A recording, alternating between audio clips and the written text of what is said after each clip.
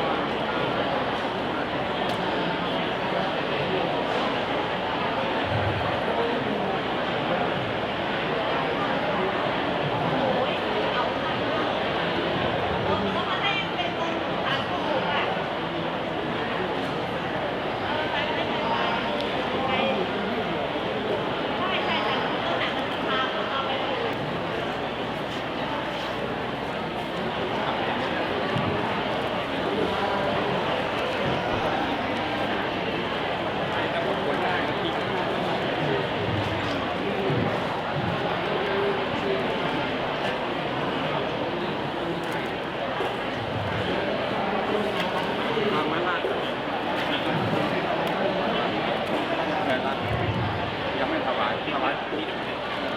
ให้โยมนั่งคนถวายนั่งนี่ไปเอาไปนี่ซื้อพร้อมหรือยังพร้อมก็อยู่ในความสงบ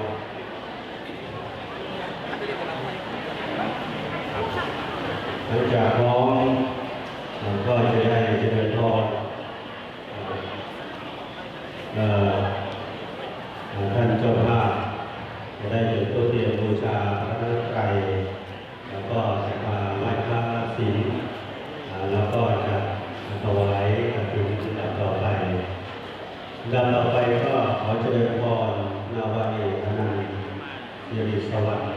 ได้จุดธูปเทียนบูชาพระรัตนตรัยขอเจริญพร เ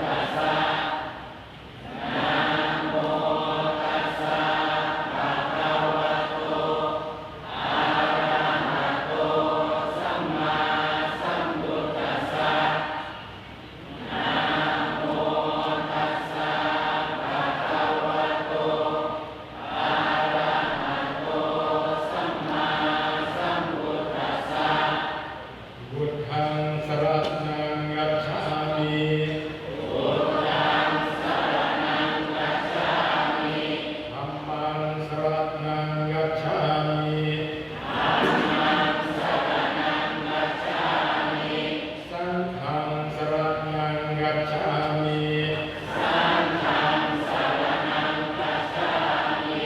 ดุติยมปิพุทธังสรณังกัจฉามิ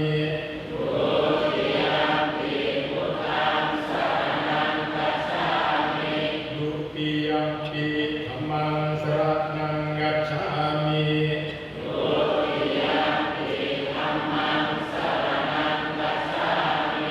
ดุติยมปิสังฆังสรณังกัจฉามิ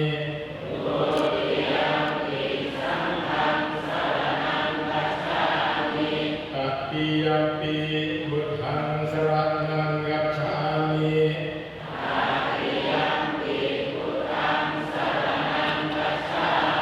ตติยมปิธัมมังสรณังกัจฉามิ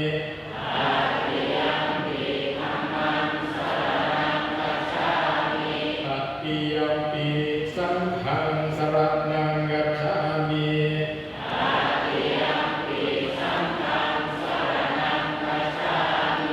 ติสรณกมนังนิพพิตัง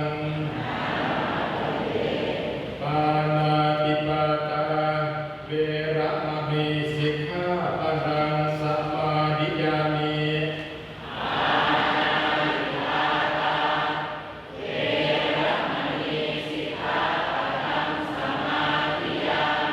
อทินนาดานา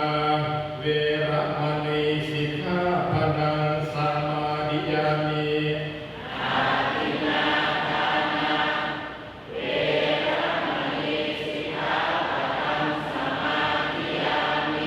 กาเมสุมิชฌาจารา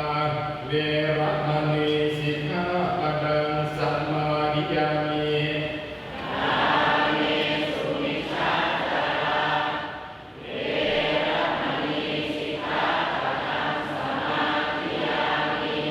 มุสาวาทาเวระมณีสิกขาปะทังสมาธิยามิ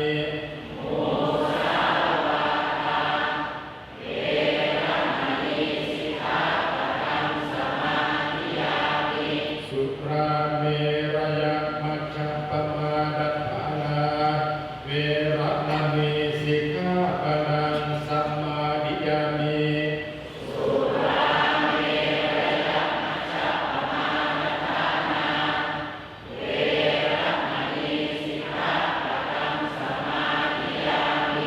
อิมานิปัญจสิกขาปัญญานิ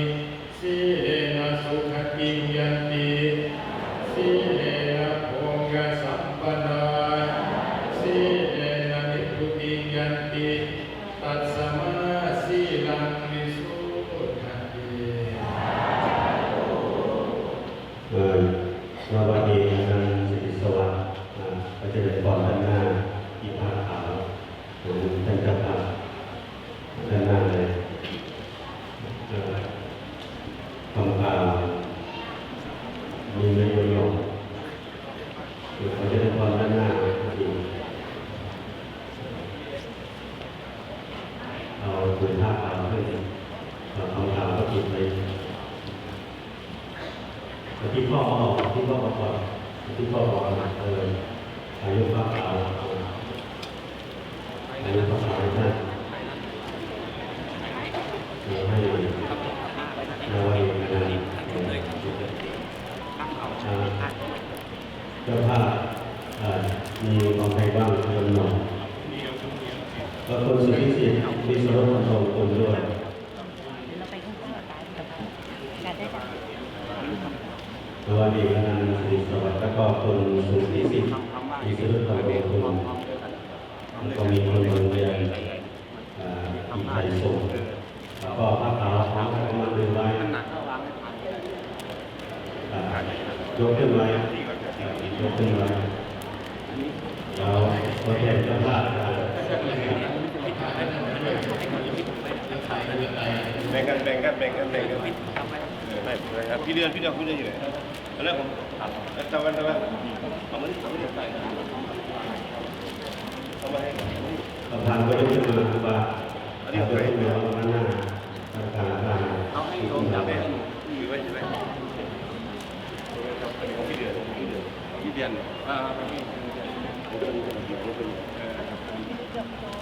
ครบไหม ตั้งใจถ้าเขาของไทยก็ถือไว้ ขั้นตอนได้ยังไง ถือไว้ ขั้นตอน ท่านเจ้าภาพเอาไว้ท่านสิริสวัยก็จะพาราชการได้โดนได้พาถวายคดี ลองผ่านน้ำโมพร้อมกัน ก็นโมพร้อมกัน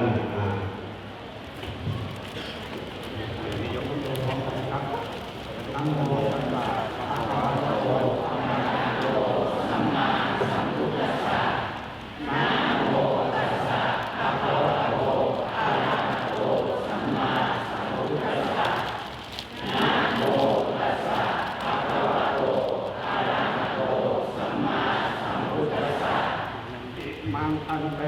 อิมังคันเต สัพพะริวารัง สัพพะริวารัง ตินะทิวรักพุทธัง กาลินะจิรวัตทุสัง สังคัสสะ สังฆสัส โอโนชยามะ โอโนชยามะ สาธุโมคันเต สาธุโลกันเต สังโฆ สังโฆ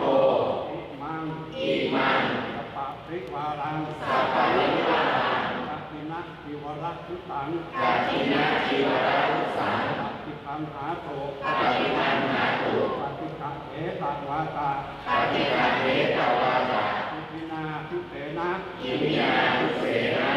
ทินัง กัตตินัง อัฏฐารัตโต อัฏฐาวัตถุ อัมหากัง อัมหาตัง ทีพรัตตัง ทีฆะตัง นิพพานายะ นิพพานายะ นิตายะ อินดายะ สุขายะ สุขายะ ข้าแต่พระภิกษุสงฆ์ผู้เจริญ ข้าแต่พระภิกษุสงฆ์ผู้เจริญ ข้าพระเจ้าทั้งหลาย ข้าพเจ้าทั้งหลาย ขอน้อมถวาย ขอน้อมถวาย ข้าจีวรกฐิน ผ้าจีวรกฐิน พร้อมด้วยบริวารทั้งหลายเหล่านี้ พร้อมด้วยบริวารทั้งหลายเหล่านี้ แด่พระภิกษุสงฆ์ แด่พระภิกษุสงฆ์ ขอพระภิกษุสงฆ์ ขอพระภิกษุสงฆ์ จงรับ จงรับ ข้าจีวรกฐิน ผ้าจีวรกฐิน พร้อมด้วยบริวารทั้งหลายเหล่านี้ พร้อมด้วยบริวารทั้งหลายเหล่านี้ ฉันรับแล้ว ขันรับแล้ว จงการกฐินนี้ ตรงการกฐินนี้ ด้วยผ้าผืนนี้ ด้วยผ้าผืนนี้ เพื่อประโยชน์ เพื่อประโยชน์ เพื่อความสุข เพื่อความสุข เพื่อมรรคผลนิพพาน เพื่อมรรคผลนิพพาน แก่ข้าพระเจ้าทั้งหลาย แก่ข้าพเจ้าทั้งหลาย ตลอดกาลนานเธอ ตลอดกาลนานเทอญ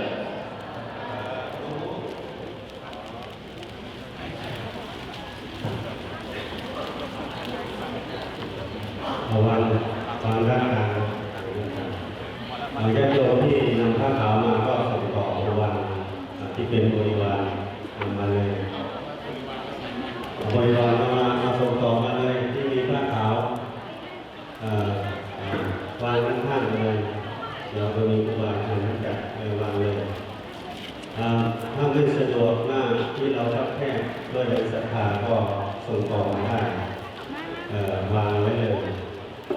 วางแล้วครูบาอาจารย์ก็จะจัดผสมแล้วก็ยังขยับออกจากสองประมาณ1 ศอกนะเอาผ้าขาวมาวางแล้วก็ขยับไปนั่งที่เดิมนั่งที่เดิมวันนี้คณะสัตยาธิโยมจตุรทิศทั้ง4มาร่วมก็มหากฐินแต่องค์หลวงปู่บุญจันทร์พระปู่วิบูลย์เจ้าโสพลที่นักศึกษานุศิษย์แล้วก็หลังจากที่เราว่ากฐินเสร็จองค์หลวงปู่ให้โอวาทเสร็จเรียบร้อยพระสงฆ์เท่านั้นไม่พอก็จะเป็นวันรัชกาลได้โยมขึ้นไปยกจัดเจดีย์บุญในครั้งหนึ่งช่วงนี้ก็ที่มีผ้าขาวก็นำมาให้เลยนะนำมาวางกับไปนั่งที่เดิมถ้าไม่สะดวกก็ส่งต่อได้ยกอธิษฐานแล้วก็ส่งต่อให้เพื่อนได้อธิษฐานก่อนเลยไม่ต้องตามนะยกอธิษฐานแล้วก็ขยับออกไปจะได้รวดเร็วขึ้นนะเราที่ยังไม่มาก็อธิษฐานเลยคิดให้ก็การในส่วนของเรามีดาราไม่ครูบาอาจารย์เจ้ากรรมนายเวรก็วางให้เลยแล้วก็กลับไปนั่งที่เดิม แล้วก็อยู่ในความสงบตรงที่พระพุทธบาทได้ประโดดสวดประโดดและสวดเจ็ดปี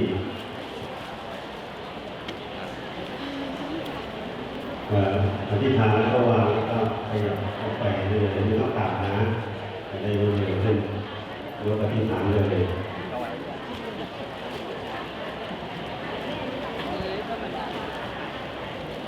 แล้วก็กลับไปเรื่องที่เดิมแล้วก็ปิดวาจาด้วยนะเพราะว่าศาลาเราเป็นใหญ่เราทำต้นกันพูดกันสิ่งที่ถูกต้องลงไป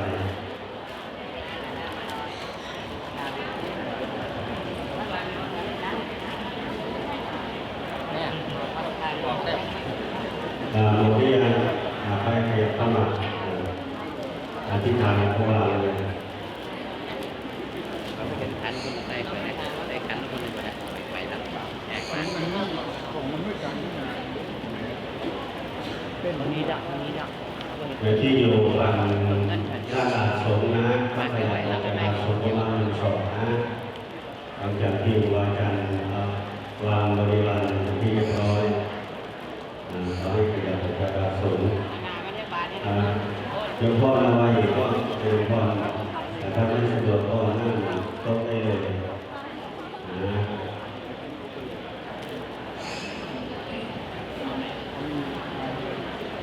มุทิยานาอธิษฐานแล้วก็วางเลย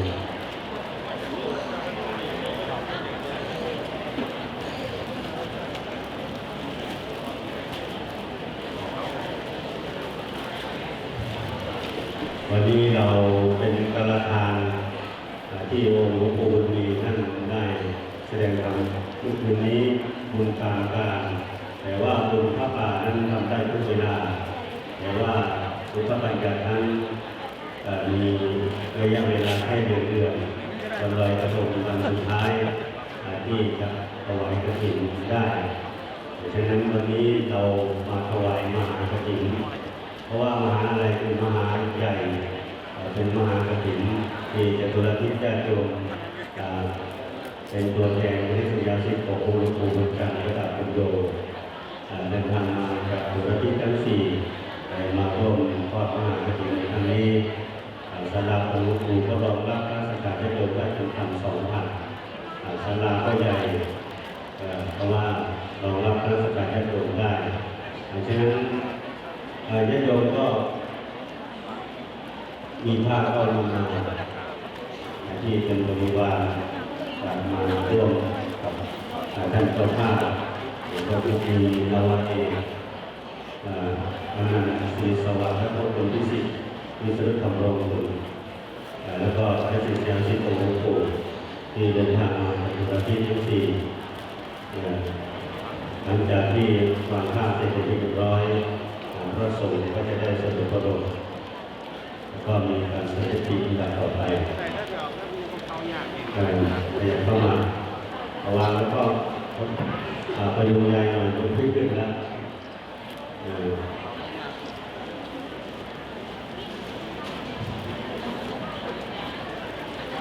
หมดแล้วเนาะ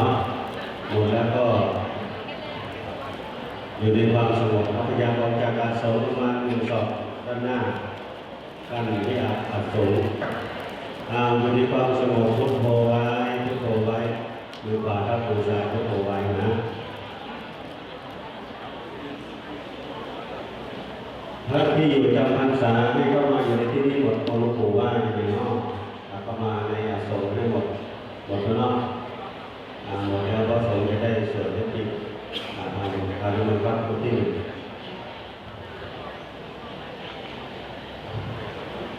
อิดานิโคพันเตอิดังสัพปริวรังจรินานุสังสังอัสสะปฏินัทธาราลังคาเลเยวะอุปันนังอิดิเสจักาเลเอวังอุปันเนนะดุเสนะปฏินัทธาโรวัสสังดุทานังภิกขุนังภควตาอัญญาโตเยนะอาคันธรรมนัสสะสังคัสสะปัญจปภิสันติอนามันตจาโรอสมานานาจาโรธนะโภชนัญญาวะตัตถาจีวรังโยจะตัตถาจีวรุปาโดโซเนสัมภวิส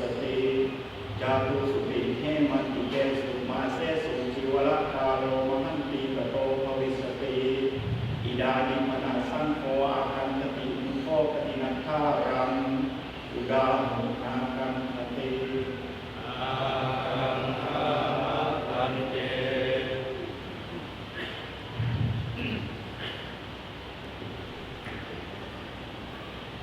โสโภปนะกันเดกัปปินะคารโรภควตาภุคตัสสะอัฏฐารวะเสเนวะอัญญาโรนาญาตปะภุคตัสสะตัสเสวะ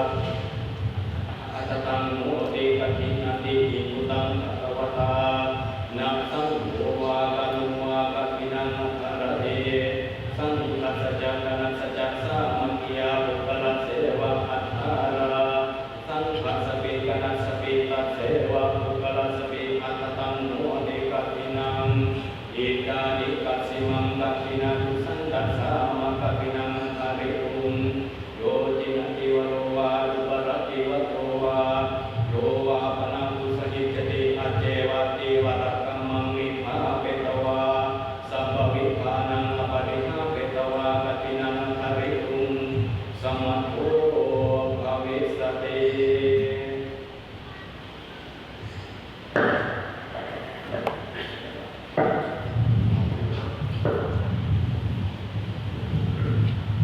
อิทาอังเฮสุอายัสมะกตาปุญโย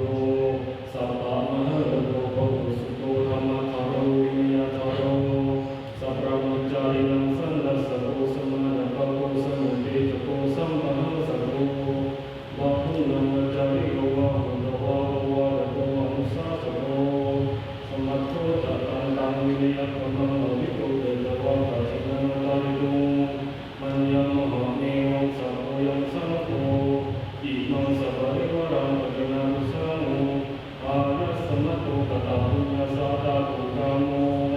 ตัสสมิงกะทินังตะรันเตสัพโพยังสังโฆสัมมาเดวะอนุโมทิสติอายัสสมะโตกตาปุญญาเสวะอิมังสัพพะริวารังปะกินานุสังฆโฆรุจติวานุวาสัพพสิมัสสะสังคัสสะรุจติพันเต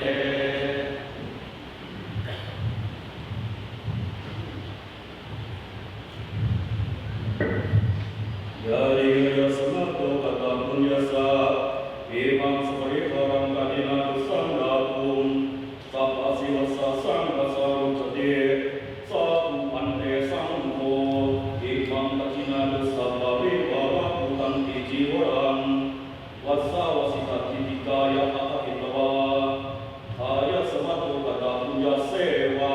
อิมินาอภาโรหะเนนะตัตตาตุปาตินาตุสัพพะนะอภาโรหะเนนะปิยมานังปินารุหะเตตัสสมา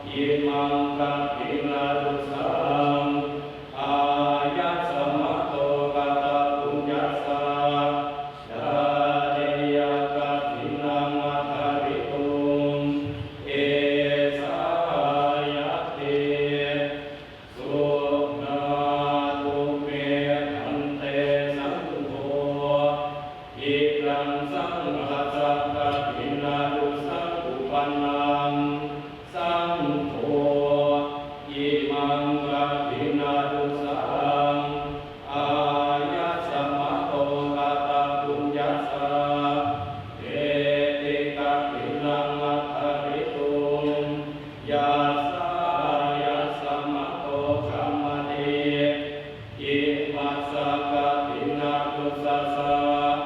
อายัสสมะโตปะตะปุญญาสะดานังกถินังมัคคาริตุงโสตุงทัสสะยัสสนะธัมมเตโสภาสยาดินังอิดังสังเขนะกถินะตุสังอายัสสมะโตปะตะปุญญาสะกถินังมัคคาริตุงธัมมติสังคัสสะตัสสะภะตุนิเอวะเมรังภารัจจามิ ครูบาหลวงพ่อถวายหลวงปู่ยกพลังงานนั่งครูบาที่สุดจะตีสอนลงมายกถวายหลวงปู่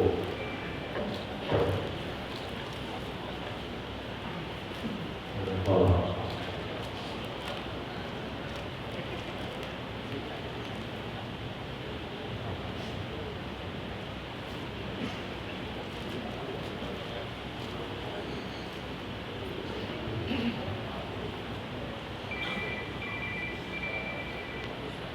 ต่อไปหลวงปู่ท่านจะให้ว่าเราจะให้พร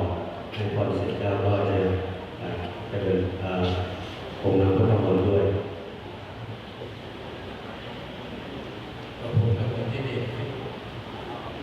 ที่โน่นนะแบบเราที่เดียวที่โน่นเนาะไปยกยอดเจดีย์ที่เดียวเลยอย่าเพิ่งกลับพวกเรานะงานใหญ่อยู่ที่นั่นนะยกยอดเจดีย์บรรจุพระบรมสารีริกธาตุเอาไว้ที่ขาที่ไหว้ของพวกเราก็ใครมีอะไรก็เอาใส่แล้วจะไปเก็บไว้นะไปกราบคนเดียวได้บุญเยอะเพื่อนกราบด้วยนะเอาไว้ที่นี่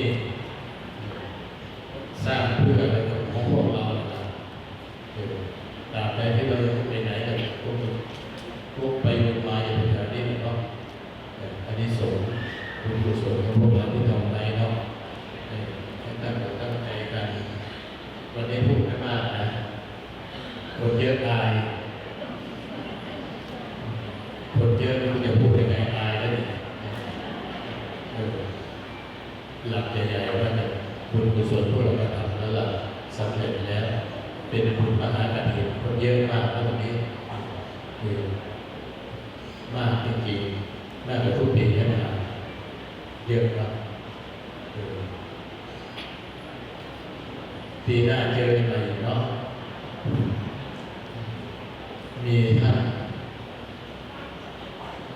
ครูบาอาจารย์มาเยอะแยะเลยนะครับส่วนมากก็จะรู้จักคุ้นเคยกันทั้งนั้นเลยบางองค์ก็มาไม่ได้อย่างหลวงพ่อทำเต่าก็มีกระถิ่นวันท่านที่ห้วยเดือนะท่านก็เลยไม่ทำงานท่านก็มาเทศน์ให้พวกเราฟังแล้วก็เลยท่านได้ฟังเทศน์ท่านได้ฟังเทศน์บ้างก็เลยแบบเทศน์ดีมากแล้วหลวงปู่นี่เป็นเพื่อนกับหลวงพ่ออยู่ด้วยกันมาตั้งแต่เป็นพระน้อยเป็นพระหนุ่มพระน้อยตั้งแต่พรรษา2 พรรษา 3อยู่ด้วยกันมาอยู่ด้วยกันเป็นวัฏฏะสมัยหลวงตาวัฏฏะมีชีวิตเนาะหลวงพ่อบุญมีหลวงพ่อสุธาหลวงพ่ออินหลวงปู่ดีหลวงปู่บุญมีหลวงปู่อินมาเห็นที่นี่ตอนสร้างที่ดีหลวงตาก็ไม่ได้ไปเนาะท่านก็โกรธนะเพราะวันนี้ท่านมาถวายสลาท่านไม่ที่ว่าไม่ได้ทำอะไรมาทำนี่เองทำใหญ่โตขนาดนี้เนาะดีใจเป็นสัญญาณบุญมาเยอะขนาดตายได้เลยนะอะไรแค่นี้เนาะตั้งใจรับผลตั้งใจที่ส่วนบุญส่วนกุศลให้เด็กกุศลญาติพี่น้องของพวกเราอย่างที่เขาได้มีโอกาสกับพวกเรานะพวกเราในโอกาสร่างกายสังขารจิตใจก็พร้อมร่างกายก็พร้อมทุกอย่างพร้อมหมดเนาะไม่ต้องห่วงเรา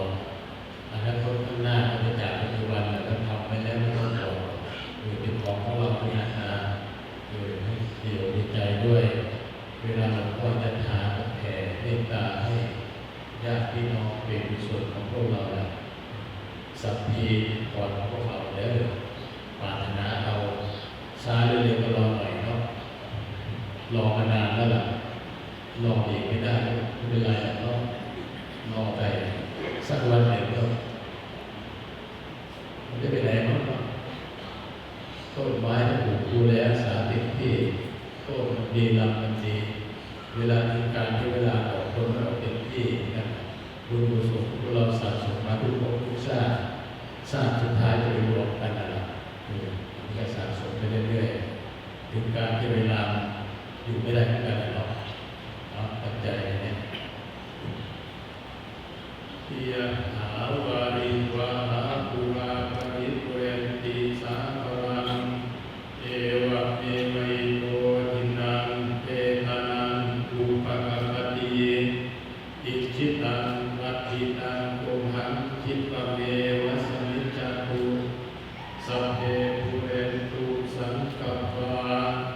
ยันโทปนารโสยะถามณิโชติราสุยะถา สัมมิติโยวิวันชันตุสัพพะโลกวินาศตุมาเตภวันตรายโยสุขิติขายุโกภวะอภิวันทนาสิริสนิจังมุทังปัจจายิโนจัตตารโอธรรมังวันทันติอายุวันโนสุขังภาลังสัพพัญญาวาดันตุอิธัมมัชฌราภาเรนะจินนังอริเยสุโอชุปุเตสุทานิโสเอปัสสนะมนาตัสสะวิภุราหุติดักขินาเอตัตตาอนุโมทันติวิยาวัจจังกโรติวานาเตนาดากินาโอนาเตปิปุญญาสัพพายิโนอาสมาตเตอปฏิวานาจิตโตยะตานินามาปรังปุญญานิปันโรกัสสมิปานิทาโหนเตปารินันเตบมังคารังราคันโตสัพพเทวตาสัพพพุทธานุภาเวนะสดาโสติภวันตุเตภวันตุสัพพมังคารังราคันโตสัพพเทวตาสัพพธัมมานุภาเวนะสดาโสติภวันตุเต ปมังคารังราคันโตสัพพเทวตาสัพพสังฆานุภาเวนะสดาโสติภวันตุเต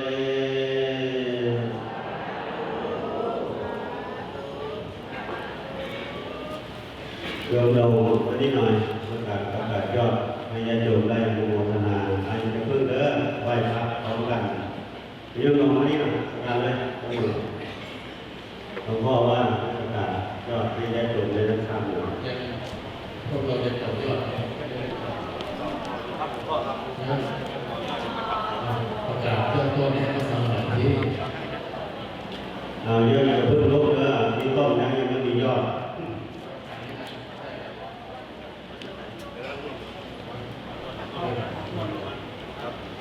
ผมต่อยอดก็ต่อเลยเนี่ยต่อครั้งเดียวให้ต่อครั้งเดียวเนี่ยต่อเสร็จแล้วก็เป็นที่โยนไปนอนอยู่ที่นั่น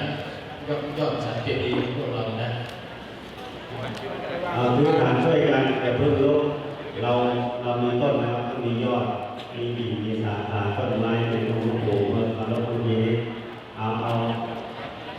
ให้สุดๆไปเลย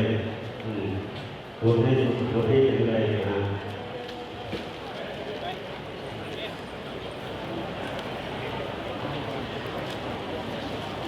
ครับ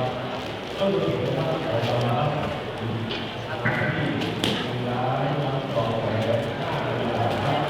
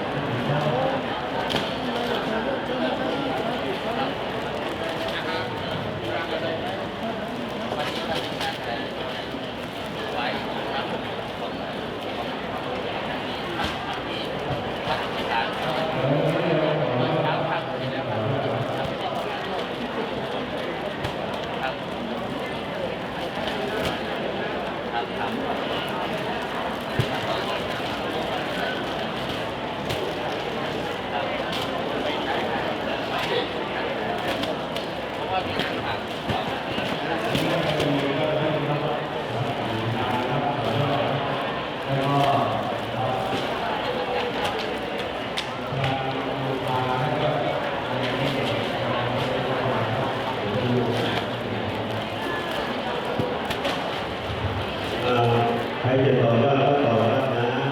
หลวงปู่อนุญาตให้ต่อครั้งเดียวเราจะไปที่ยกกันเลยมาเลยใครจะร่วมต่อยอดเอาที่สุดถึงที่ถึงวันนี้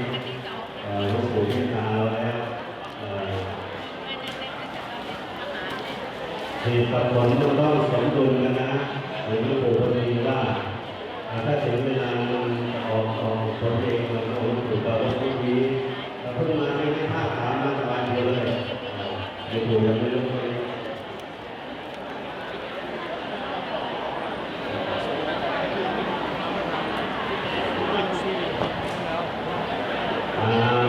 ต่อยอดแล้วก็ต่อยอดเลย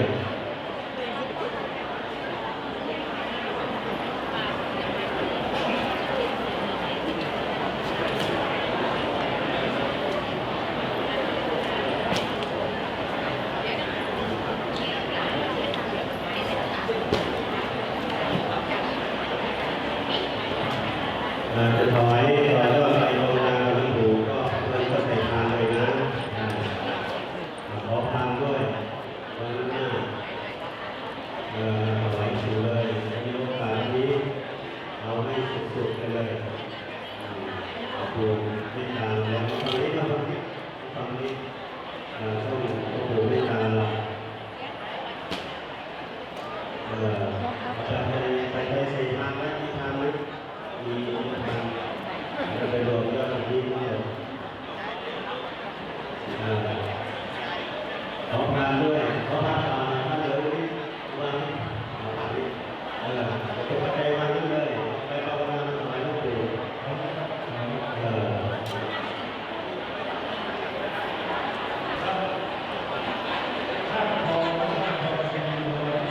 มาใครจะร่วมต่อยอดกระตุ้นใจวางแล้วก็ไว้ภาวนาทุกคนเลยตรงนี้หลวงปู่ที่